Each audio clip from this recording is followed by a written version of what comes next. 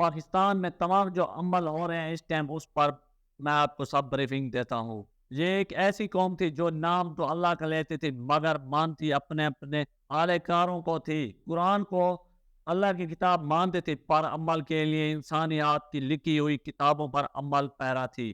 ایک ایسی قوم تھی جس کو تعلیم صرف جہل بنانے کے لیے دی جاتی تھی۔ ایک ایسی قوم تھی جس کے مذہبی پیشوا خود تو دنیا کے ہر آزائش سے لطف اندوز ہوتے تھے مگر ان غفلین کو غربت افلاس کے فائدے بتا کر جنت کے ٹکٹ دیتے تھے۔ ان کے حکمران بادشاہوں کی طرح زندگی گزارتے تھے مگر اس قوم کے نچلے طبقے کے پاس کھانے کو روٹی میسر نہ تھی۔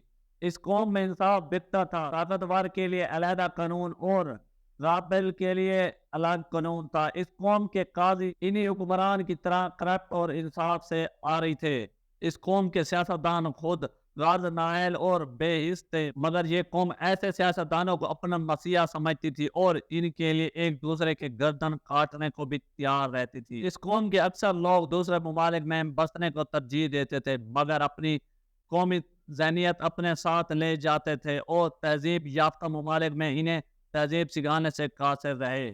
یہ اندازہ اس لیے لگایا جائے گا کہ تہذیب یافتہ کھوپڑیوں میں سے جھوپڑیاں بھی ملیں گی۔ ایک ایسی قوم تھی جو لمبی لمبی دعائیں اور بد دعائیں کراتی تھی مگر اس کا عملی کردار انتہائی ناگفتہ بیا اور بدبودار تھا۔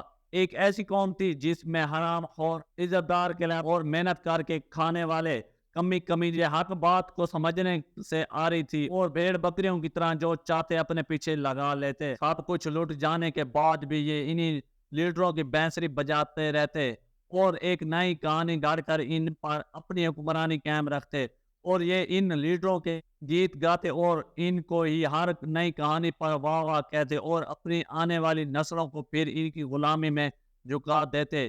اسی لیے آنے والے وقت میں یہ قوم ایک نئی تاریخ میں لکھی جائے گی۔ انشاءاللہ ملتے ہیں نیکسٹ ویڈیو میں۔